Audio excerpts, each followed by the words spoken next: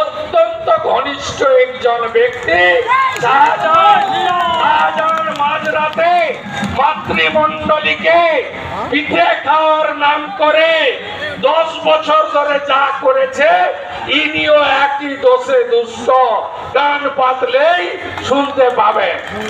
আর যত পঞ্চায়েত পুরসভার ভোট হয়েছে দক্ষিণ দিনাজপুরে, মালদা জেলাতে, সব ভোটে রিগিং আর ছাপ্পার নায়ক হচ্ছে এই প্রাক্তন আইপিএস অফিসার, তাকে দাঁড়িয়েছে। হাওয়া বড় খারাপ। আমার সঙ্গেও বহু লোকের যোগাযোগ আছে, বলছে মুস্তাক ভাই আর ওদের প্রার্থী 2 আর 3 লড়াই করছে, 1 নম্বর নিয়ে কোনো কথা হবে না, অনেক ভোটে এবারে বিজেপি জিতবে।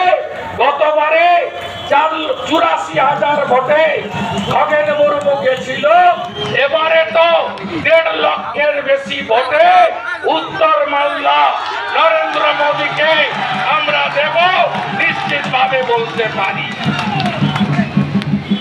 অন্যদিকে কে আছে? কংগ্রেস। কংগ্রেস গোটা ভারতবর্ষ থেকে মুছে গেছে, গোটা ভারতবর্ষে কংগ্রেস নেই।